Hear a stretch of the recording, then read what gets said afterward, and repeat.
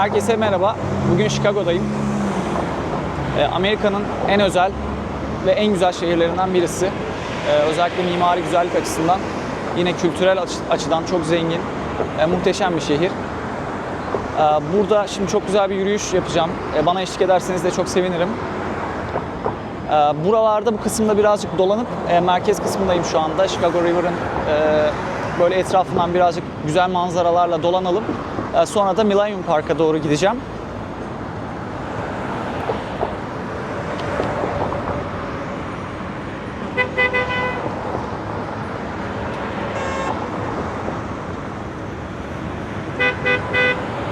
Chicago mimari açıdan çok zengin bir şehir. Şu an tam karşımda gördüğünüz mesela Chicago Tribune Tower. Şu neogotik tarzda en ilerideki. Muhteşem bir bina gerçekten ve orası aslında 1922'de olması lazım. Bir yarışmayla beraber yapılıyor. Bina neden önemli? Çünkü dünyanın hem görsel açıdan tabii ki muhteşem bir bina hem de dünyanın birçok yerinden içinde Ayasofya'nın da bulunduğu işte Çin Seddi, Eyfel Kulesi, Ay'dan bile parça var orada. O yapılardan dünyanın böyle birçok bölgesinden taşlar toplanıp burada kullanılıyor. Tabii belki bir sonraki videoda şey yaparım, bu Magnificent Mile üzerinde çekerim. Daha çok mimari konuşuruz orada. Ama şimdi de çok az bahsedeyim. Bu şehir aslında 1871'de Büyük Chicago yangınında yani hemen hemen yok olmuş bir şehir. O zamanın nüfusuyla tabii çok önemli bir rakam. 100.000 üzerinde insan evsiz kalıyor. Çok fazla insan hayatını kaybediyor ve şehir ahşap, o zamanlar ahşap yapı. Ve baştan inşa ediliyor. Özellikle 1800'lerin sonları ve 1900'lerin başlarında 1920-30'lar yine 1900-1920'ler muhteşem binaların yapıldığı çok önemli bir böyle mimari proje olarak çok iyi mimarların çalıştığı, çok paranın döküldüğü proje olarak yapılan muhteşem bir şehir. Tabii dönemin yani o zamanın böyle bir şehir yok o zaman, böyle bir metropol, gökdelenler. Bu ilk dünyada. Chicago. Birçok şeyin aslında ilki dünyada.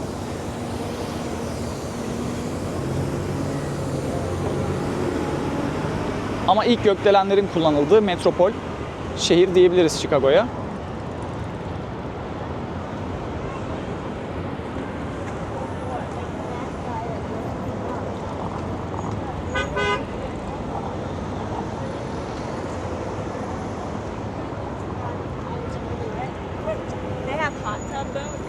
Hava çok sıcak bugün.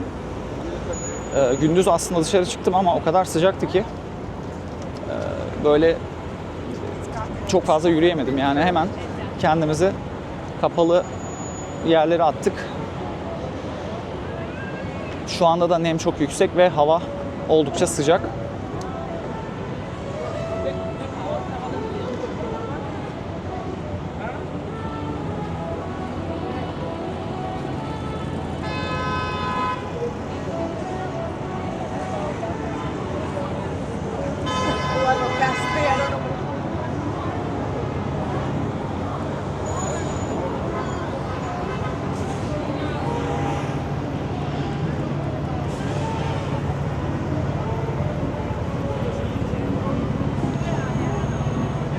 Burada çok fazla tabii önemli yapı var.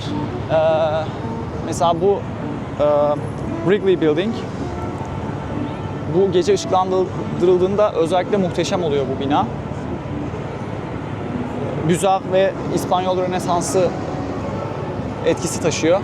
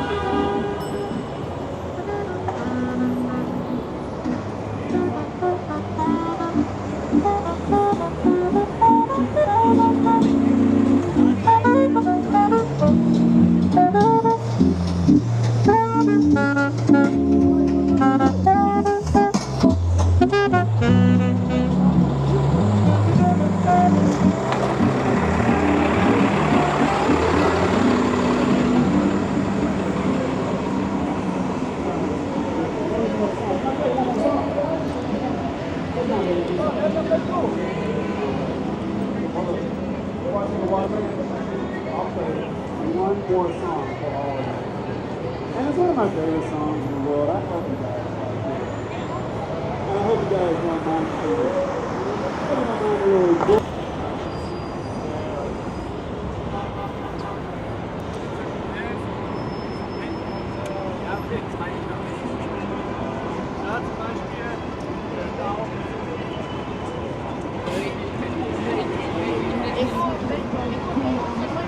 Burası da Amerikan Başkanı Trump'ın oteli ve işte residential projesi. Konutlar da var. Rooftop da var. Güzel bir mekan var orada. Şimdi çok çeşitli mimari burada zenginlik göreceksiniz. Yani nereye çevirseniz kafanızı çok zengin, çok güzel, farklı örnekler göreceksiniz. İşte Romanesque Revival göreceksiniz. Art Deco yine New York'ta olduğu gibi. Buzzard, İtalyanet, yine Greek Revival, Neogotik, birçok tarzda farklı tarz göreceksiniz.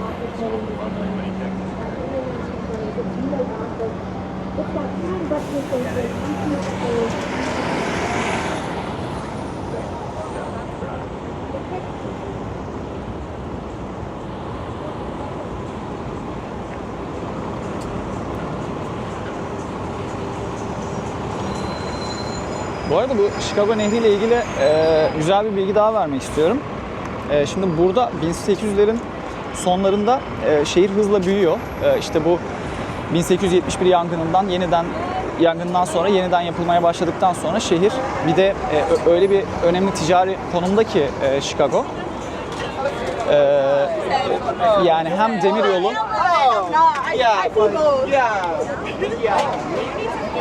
hem demiryolu taşımacılığının hem de deniz yolu taşımacılığının, yani daha doğrusu su yolu taşımacılığının merkezi. Hem güneye Mississippi Nehri üzerinden işte Erie Kanal, Michigan Lake, Ontario Lake, onların birleştirilmesiyle yapılan kanalla işte buradan mesela su taşımacılığıyla birçok önemli sanayi şehri birbirine bağlanıyor. Hangi şehirler bunlar? İşte Detroit, Rochester, Buffalo, Boston, New York, hep buralardan bu dağıtımlar yapılıyor. Üretilen ürünler buralara dağıtılıyor. Hem demiryolu hem su yolu taşımacılığıyla. Daha sonra da mesela işte Boston limanından, New York limanından da Avrupa'ya ve dünyaya yayılıyor üretilen mallar. Bu kanal Chicago Nehri'ne akıyordu doğrudan. Ve işte o da Michigan Gölü'ne. O da yani şehrin aslında içme su kaynağı. Ve bu Chicago Nehri'ni tersine akıtmayı başarıyor müthiş bir mühendislikle. O zaman mühendisleri 1900 yılında. İşte çılgın bir fikirle ortaya çıkıyorlar. Nehrin akış yönünü tersine çevirelim diyorlar. Madem işte suyu kirletiyor buradaki kanallar ve nehir. Dev bir kanal kazıyorlar şehirde. Ve bu kanalla beraber Chicago Nehri'nin suyunu Mississippi Nehri'ne akıtmayı başarıyorlar. Yani artık atık sular göle değil, Illinois Nehri'ne, oradan da Mississippi üzerinden Meksika Körfezi'ne gidecek şekilde tasarlanıyor.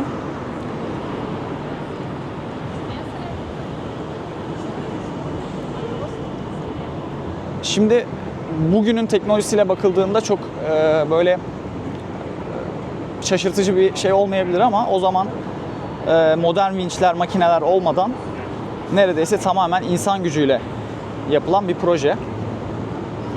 İşte 28 Ocak 1900 sabahı kanal kapakları açıldığında akış yönü değişmiş oluyor.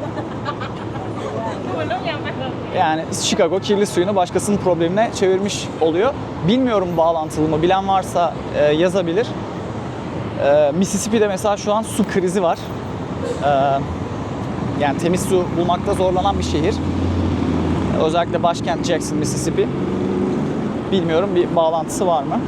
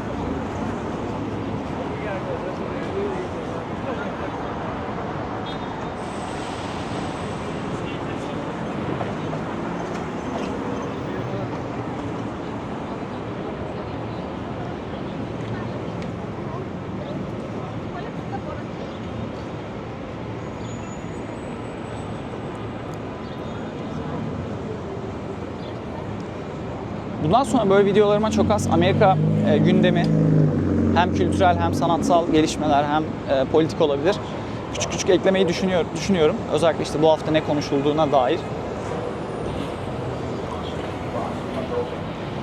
Çünkü aslında bu hafta önemli birkaç olay oldu Amerika'da. Bir tanesi biliyorsunuz Amerika'nın en önemli, dünyanın da en önemli sanat tarihi, Amerikan Sanat Müzesi Smithsonian, Washington DC'deki. Orada Amy Sherald'ın Transforming Liberty adlı tablosu sergiden kaldırıldı. Tabii bu çok büyük bir olay burası için. Tabloyu beğenirsiniz, fikrini beğenirsiniz, beğenmezsiniz. O çok bambaşka bir tartışma konusu ama Amerika gibi bir yerde, ifade özgürlüğünün temsili olan bir yerde böyle önemli bir sanatçının, önemli bir eserinin veya herhangi bir eseri olabilir, kaldırılmış olması bayağı tartışma konusu yarattı. Ki bu kişi Sherald aslında Amerika'nın en prestijli portre sanatçılarından birisi.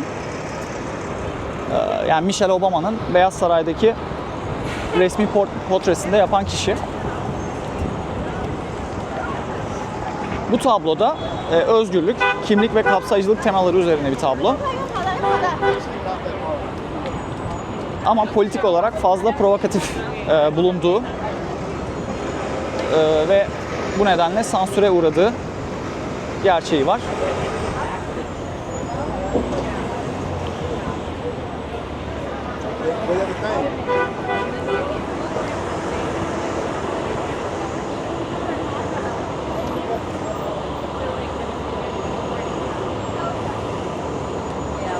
Yine politika tarafında birazcık Trump'ın yeni tarifeleri bu hafta konuşuldu. Hindistan'dan gelen bazı ürünlere ve yine yarı iletken çip ithalatına ek gümrük vergileri geldi. Bu arada Walmart fiyatların %50 artırılacağını açıkladı. Amerika'nın en büyük retailer, perakende satış şirketi.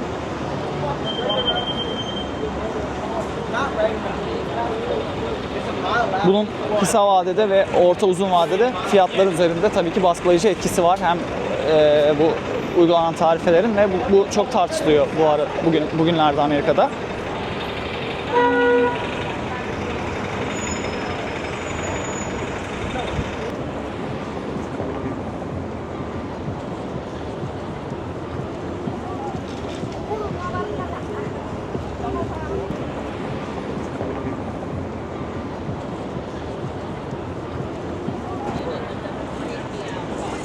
Yes, please tell me this.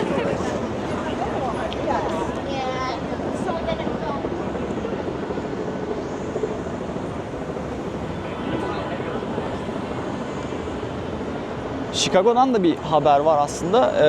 Bu hafta çok önemli bir gelişme oldu. Buranın Illinois merkezli News Media Corporation mali sebeplerden dolayı 5 eyalette onlarca yerel gazeteyi kapattı. Bu çok aslında önemli bir gelişme çünkü Amerika'da yerel gazete çok önemli. Yani insanlar hala yerelde, lokalde böyle gazeteleri alıp okuyor, haberleri oradan takip ediyor, güncel gelişmeleri. Bu da bir ulusal medya boşluğu doğurmuş oluyor şu anda.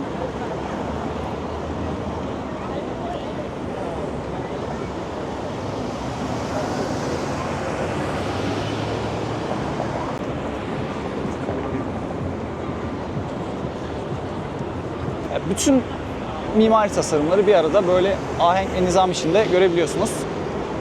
Bir yandan modernist yapılar, bir yandan romanesk, neogotik, güzel, hepsi birbirinin arasından böyle görülebiliyor.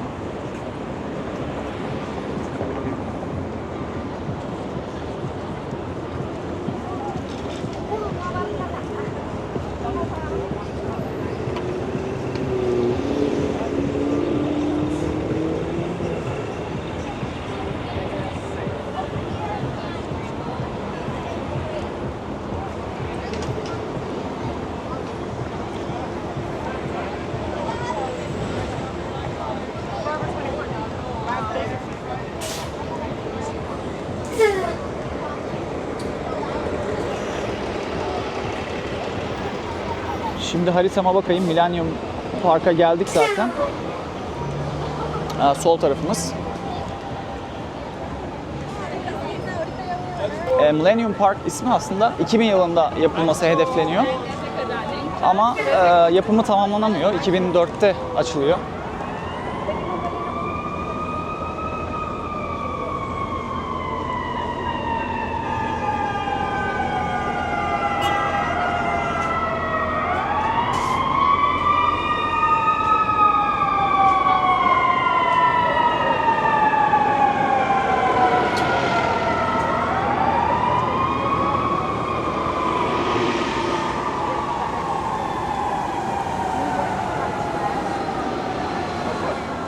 Az önce şeyden bahsetmiştik. Chicago'nun işte Amerika'nın özellikle taşımacılığında hala günümüzde de böyle çok önemli bir yol oynadığından bahsetmiştik. Şimdi bu Amerika'nın özellikle kuzey kısmı, Kanada sınırına yakın kısmında çok önemli göller var. İşte bunlardan bir tanesi Michigan, bir tanesi Ontario, bir tanesi Erie.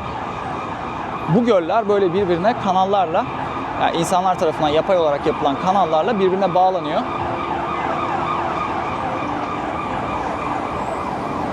Ve ticaret yolları, ulaşım, lojistik buradan sağlanıyor. Özellikle 19. yüzyılın ortalarından itibaren de burada birazcık daha yürümek istiyorum. Yol çok güzel.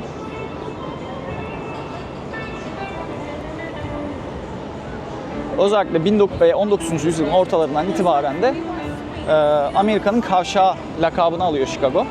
Ve şehir inanılmaz bir hızla büyümeye başlıyor. Şu anda da Amerika'nın en büyük 3. şehri burası.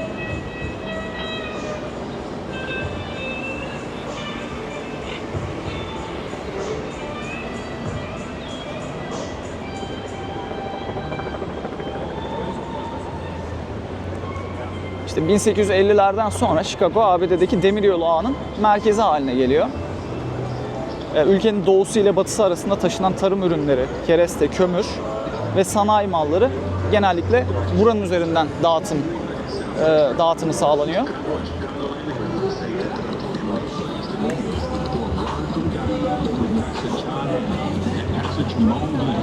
Kendi sanayisinden de biraz bahsedelim. Şimdi 1865-1971'e kadar devam eden, sonra kapanan Union Stock Yards. Bu da aslında böyle işte Chicago'yu dünyanın mezbahası diye bir lakapla niteliyor. Et üretimi, meat packing endüstrisi. Bu işte ilk konserve ürünler. Onların yapımı, paketlenmesi burada Chicago'da yapılıyor ama çok büyük miktarda. O zamanlar işte savaş falan dönemleri de bu cephelere gönderilen, yani böyle çok büyük miktarlarda üretimi düşünün. Ve dünyaya taşındığını, onun için çok büyük bir endüstri oluşturuyor burada.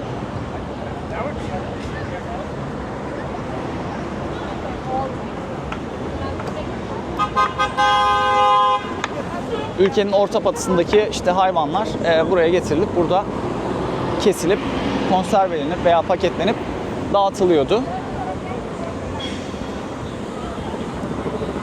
Demir çelik üretiminde yine önemli bir bölge. Şimdi işte Detroit mesela otomotiv sanayisi, Rochester'a gittiğinizde tekstil, Buffalo'ya gittiğinizde yine kiremit, başka endüstriler, New York'ta da öyle, Boston'da da öyle.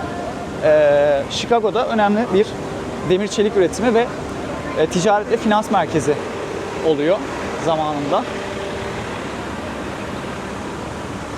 Özellikle işte makine ekipmanları, tarım ekipmanları, ticaret ve finans tarafında Chicago Board of Trade ve CME dediğimiz, benim de zamanında finans alanında çalışırken oldukça fazla kotasyon aldığım Chicago Mercantile Exchange, dünya vadeli işlemler ve emtia ticaretinin merkezi oluyor.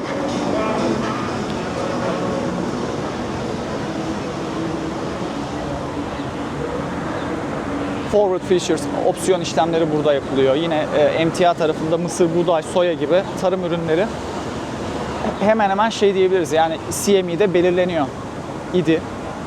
Yani o kadar önemli bir borsadır Chicago Mercantile Exchange.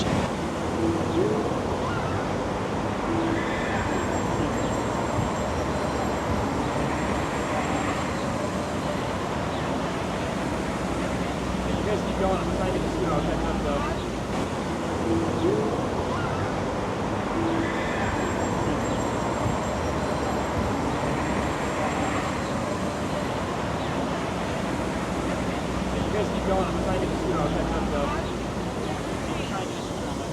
we'll find a spot to pull over up there. Evet, buradan yavaştan dönüp Millennium Park'a gireceğim.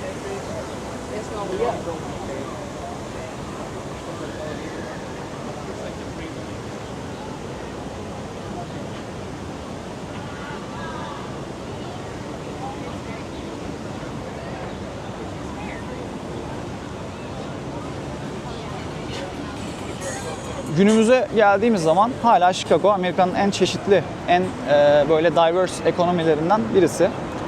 Öne çıkan sektörlerde şu anda diğer şehirlerde de olduğu gibi tabii ki değişim ve dönüşüm var. Lojistik ve ulaşım hala Chicago'da çok önemli. Finans ve ticaret hala CME Group ve CBOE burada çok yani dev kurumlar ve merkezi Chicago'da bulunuyor. Faaliyetleri aktif. Özellikle işte risk yönetimi, emtia ticareti ve türev ürünlerde dediğimiz gibi. Hala ileri üretim ve teknoloji yine burada Chicago'da önemli bir sektörü oluşturuyor. İleri imalat. Ya aslında ağır sanayi artık yerini ileri imalatta, tıbbi cihaz, mühendislik ürünleri ve gıda teknolojilerine bırakıyor. Çünkü artık daha zamanında işte 1900'lerin sonlarına doğru veya işte 1970'lerden itibaren daha ucuz ülkelere ve şehirlere, eyaletlere kayıyor. Daha düşük maliyetli ürünlerin üretimi. I ate very healthy, breakfast and lunch. Katma değeri daha yüksek üretimler tabii ki artık aktif. Yine sağlık ve eğitim merkezlerinden birisi. Bakalım burada kamerayla bir şey diyecekler mi? If you're not here, bitch, you can keep moving. Please do not wait at this side of the table. Go to the end.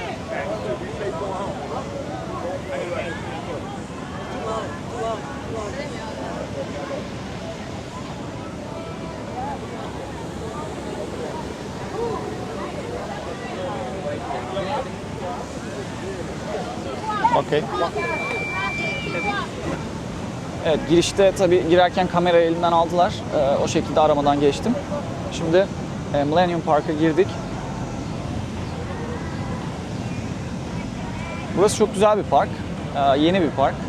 Dediğimiz gibi 2000'de yapılması planlanıyordu ama 2004'te yapımı tamamlandı. Yine işte sanat, mimari, müzik ve peyzajın bir araya geldiği böyle modern, kentsel bir park.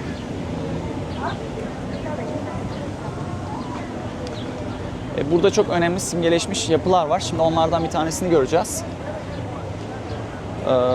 Crown Fountain'dan başlayalım.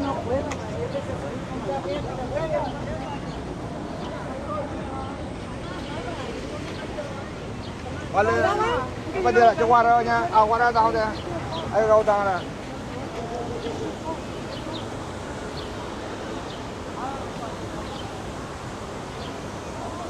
Biraz yorucu bir yürüyüş oluyor. Çok gürültü, çok insan. Ben de arada duraksayabiliyorum. Hata yapabiliyorum konuşmakta. Güçlük çekiyorum çünkü bazı durumlarda ve hava çok sıcak. Umarım size öyle yansımamıştır.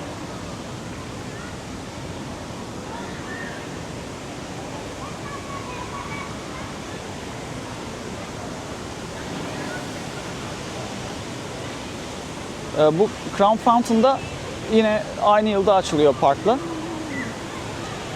İspanyol bir heykeltıraş tarafından inşa ediliyor. Jaume Plensa olması lazım ve bu işte 15 metre yüksekliğinde iki tane cam kule var bunlar da burada. Aralarında da yaklaşık kaç metre diyelim 30 metre falan civarı bir havuz var. Siyah granit bir havuz. Her kulenin içinde de LED ekranlar var ve Chicago halkından seçilmiş binden fazla insanın veya belki daha fazla yüzü gösteriliyor burada. Ağızlarından da su akıtıyorlar.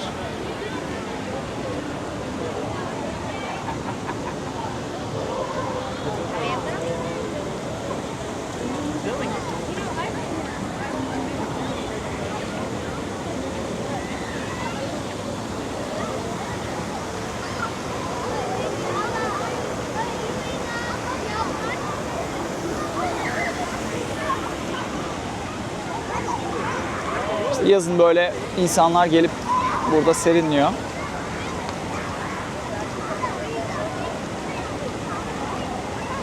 Çocuklar özellikle suyun altında oynuyorlar. Tabii kışın bu su sistemi kapalı oluyor. Kışın burası dondurucu bir soğuk. Chicago çok aşırı soğuk bir yer. Ağızdan su fışkırtmasını yapmaya çalışıyorum ama olmadı.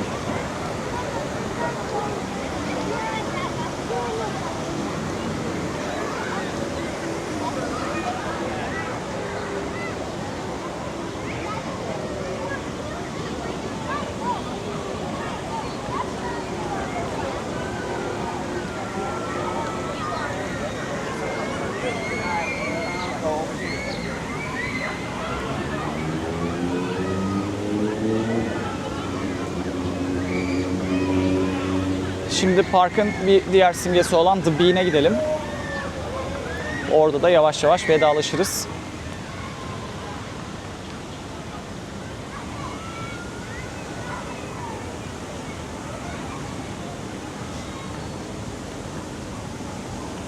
Ya o kadar çok tabii anlatacak hikaye var ki Chicago ile alakalı. Belki bir sonraki videoda devam ederiz.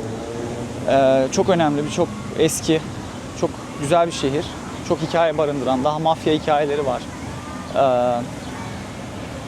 Yeme içme anlamında yine önemli bir şehir.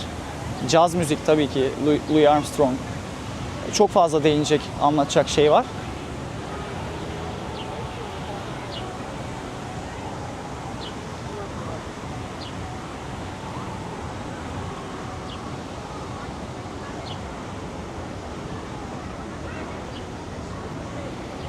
Çok güzel bir park gerçekten. Şöyle gidip ileriden dönelim.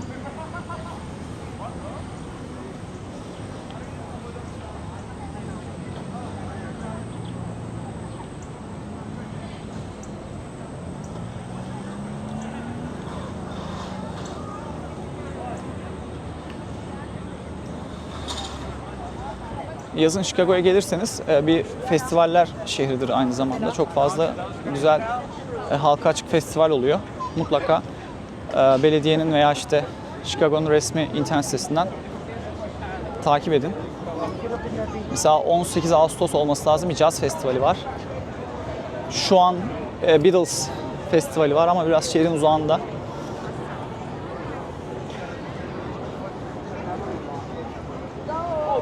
Evet, burası da Anish Kapoor, yani Hint asıllı İngiliz bir heykeltıraş tarafından dizayn edilen tamamen modernist bir sanat eseri. 168 adet paslanmaz çelik plakanın kaynakla böyle birleştirilmesiyle oluşturmuş. Çok güzel bir eser gerçekten.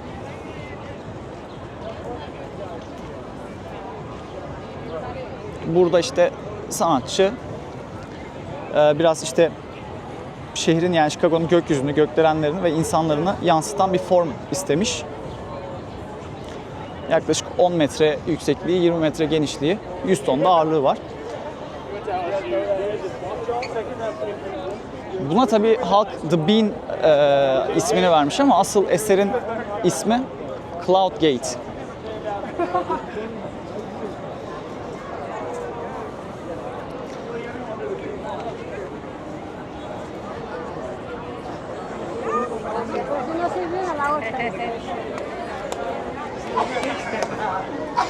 Biz de kendimizi görebiliyor muyuz?